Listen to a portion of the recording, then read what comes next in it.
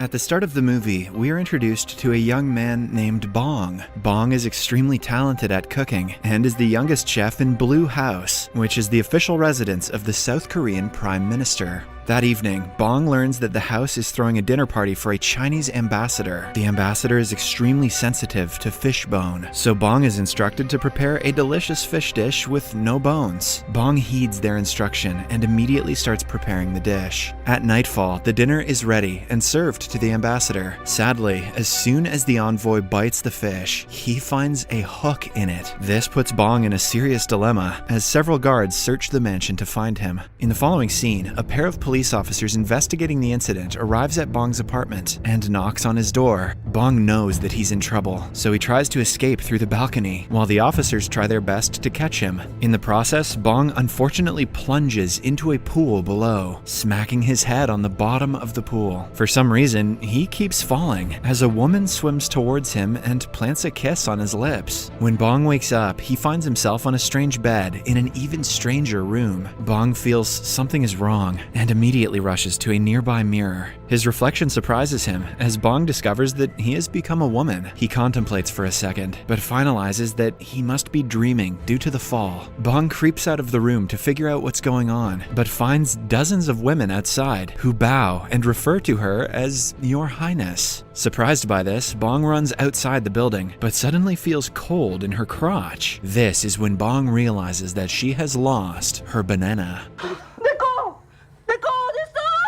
Bong is horrified by this, and initially believes that she's been trafficked into a sex change operation. However, when she observes her surroundings, Bong discovers that she time traveled to the past. The realization causes her to go into shock, and she's eventually brought back to the palace. The next day, Bong wakes up and learns her current identity from a maid. It turns out that she time traveled to the Joseon dynasty in the year 1851. Moreover, she now lives inside the body of Kim So-young, a royal ward. To make matters worse, Bong discovers that Kim is scheduled to marry King Choljong and become queen in the next few days. The maid also explains that her body was found floating on a lake after an unknown accident occurred. Luckily, the guard found her and brought her back to the palace. Hearing this, Bong theorizes that both him and Kim's spirits must have switched, and infers that the ticket back home is the lake. Bong asks the maid to lead him to the lake, as he plans to jump in and return to the present. Sadly, her plan to jump takes an unexpected turn, as she lands on muddy ground.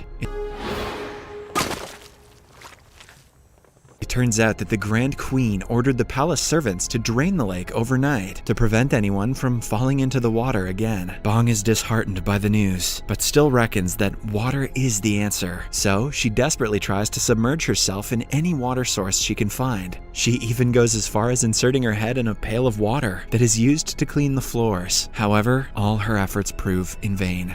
A few days later, the wedding day arrives. Bong is unaware of the dynasty's customs, but with the help of her handmaids, manages to complete the required wedding rites. That night, Bong, who is now queen, is invited to the king's chambers to sleep with him. Bong is horrified by the thought and offers the king some alcohol in hopes of him passing out. Fortunately, the king falls to sleep, much to Bong's relief. The following day, Bong wakes up with a hangover and is offered some food. However, she is disgusted by the soggy meal and passes a message to the royal chef to cook ramen instead. The chef is confused by the term, but tries to make the foreign meal based on Bong's instruction. The chef tries multiple times to make the dish, but Bong is dissatisfied with every attempt. The first dish is too healthy, while the subsequent dishes are too bland and spicy. Eventually, the chef becomes upset and gives up.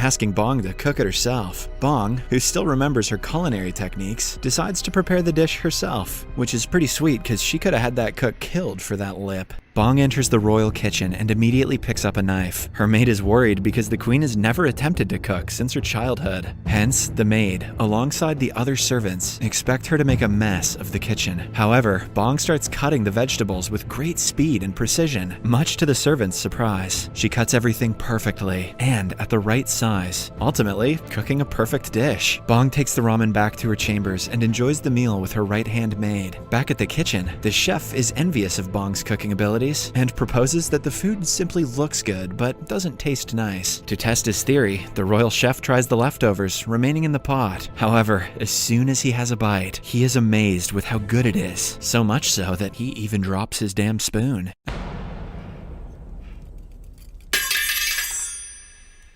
After the eventful encounter, Bong suddenly comes up with an idea. The new queen realizes that she can easily win over the royal family with her culinary skills. The lake was drained by the Grand Queen, so if Bong can please her with some food, she might agree to refill the lake. Bong instantly returns to the kitchen, but the jealous royal chef asserts his authority and refuses to let her inspect the food being served to the Grand Queen. Bong is pissed at this and challenges him to a speed cooking contest. The royal chef initially backs out from the fight, but accepts the challenge after Bong teases him. A servant rings a bell and the contest begins. The head chef takes his knife and viciously cuts a bunch of carrots. However, the queen's hands are faster and quickly cut some cucumbers with ease. After several minutes of cooking, Bong's dish is ready and she is the first to ring the bell, thus winning the contest. The royal chef is upset and argues that though speed is important, taste is the ultimate test of a chef. Confident, Bong agrees and requests the royal cuisine inspector to taste both dishes to see which is better. The inspector is fascinated by Bong's cuisine and declares it is the better dish, prompting her to take charge of the royal kitchen. Bong uses her newly acquired status to her advantage as she analyzes the Grand Queen's meals. Bong discovers from her food choices that the Grand Queen is a picky eater due to her recent development of toothache. Thus, Bong decides to make a meal with a soft texture for the aristocrat. Bong gets to work right away and begins making a potato porridge. First, she pours some milk into the pot and adds the right ingredients, as she occasionally tastes the mixture. Then the potatoes are eventually added to the pot, after which the dinner is served with some flour toppings for a cohesive presentation. Bong is pleased with the final product and delivers it to the Grand Queen herself. The queen greatly enjoys the meal, but highlights that the dish is not perfect as it arrived cold. The temperature change is caused by the perfectly mashed potatoes to lump, hence slightly altering the taste. Also, the porridge spilled on the sides of the plate also affected the presentation. Bong is distraught to hear this and sadly begins her trip back to the palace. While in her carriage, Bong brainstorms on the alternative means of delivering food to the Grand Queen. Shortly after, she comes up with a stellar idea. Bong sews a cloth and has her maid deliver the fabric alongside some instructions to the royal engineers. With Bong's direction, the engineers construct a special food delivery carriage that is properly insulated at all sides by the cloth. Meanwhile, Bong prepares an array of tasty meals and has the servants deliver them using the newly designed cabinet. The Grand Queen receives the meal hot and enjoys it, leaving no leftovers. Eventually, the engineers return to Bong and deliver the good news, as the invention is proven to be a success. A few days later, the king organizes a huge banquet and invites delegates from all over the country. Unfortunately, the cooks get sick on the banquet day, and the royal kitchen is short-staffed. Bong notices this and decides to help out. She disguises herself as a man to sneak out from the banquet and enters the kitchen. Bong discovers that the pantry is low on ingredients, as the groceries which were meant to be delivered that day didn't make it. With limited resources, Bong has no choice but to get creative. The queen, alongside her housemaids, prepares a simple but unique dish of potatoes. Bong peels and wraps the potato around a stick and deep fries it, making it crisp and crunchy. The guests are initially unhappy when they see the first dish, as they expect something classier for a royal banquet. However, as soon as they try the unique meal, their eyes shine in approval as they marvel at its taste, and thus fast food was born.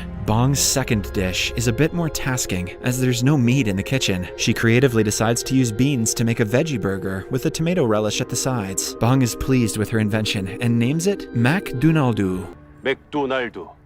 McDonald's. Inspired by the modern McDonald's itself, the dish, just like the potato serving, is a smash hit as the guests savor the mouth-watering cuisine. For the final meal, Bong creates a classic jelly dessert, but with a twist. She writes special messages on the jelly sticks and calls them fortune jelly, as you get to read your fortune after you're done with the dessert. The guests enjoy the classic jelly and have fun reading their respective fortunes. Despite the initial hiccups, the banquet turns out to be a smash hit, thanks to Bong's cooking. The Grand Queen, who also attended the banquet, is impressed by Bong's skills and finally asks her to make a request. Without any hesitation, Bong asks her to refill the lake. The Grand Queen grants her request and commands the servants to start working on the job. Sadly, as it is the 19th century, there are no advanced machines to aid this task. Hence, the servants can only transport water manually with wooden buckets. The process is unbelievably slow, as the servants make a long trip from the town's well to the lake. Bong is annoyed by this and swiftly comes up with a new method. She asks each servant to stay at one spot and simply pass the bucket from one person to the other. The people are pleased with the system, as it makes the job easier and faster. They all continue the task and work on it patiently, while Bong oversees the lengthy process. Several days pass, but the lake is yet to fill. Bong soon gets tired of waiting and becomes desperate. Luckily, a heavy downfall begins, which slowly but gradually waters the lake. Bong is overjoyed by the weather change and dances ecstatically under the rain. A few hours later, the lake is filled, and Bong heads to the shores and signs her name on a cornerstone, after which she jumps into the lake and sinks underwater, just like she did at the start of the movie. When Bong wakes up, he is astonished to find himself in a hospital and sees an officer sleeping a few meters away from his bed. He quietly tries to slip out, but the officer wakes up and a swift chase ensues. Bong manages to get away from him, but two more officers show up and corner him. Desperate, Bong jumps down from a high platform, escaping the men as he races down the street. He immediately heads to a public library and searches for a history book. There, he finds a publication about the Joseon dynasty and smiles, knowing that he has now become a part of history. However, his nostalgic trip down memory lane is swiftly interrupted when the chasing officers arrive at the library. Bong tries to escape once again, but the officers explain that they aren't there to arrest him. It turns out that the present has been changed due to his time travel to the Joseon era. Now, he is not being chased by the police. Instead, they are there to protect him, as Bong is now a whistleblower and exposed a high-ranking official for corruption. Bong rushes to a nearby computer and searches the web to confirm their claims. Soon after, he discovers that they are telling the truth, as history and the present world has indeed changed. The movie ends with Bong standing on a street as he relays a positive message on how a small change in the past can greatly affect the future. Also, the life lesson that meals are always better with Bong. Subscribe for more videos like this, turn on notifications, and leave a like to help the channel out. Thank you for watching.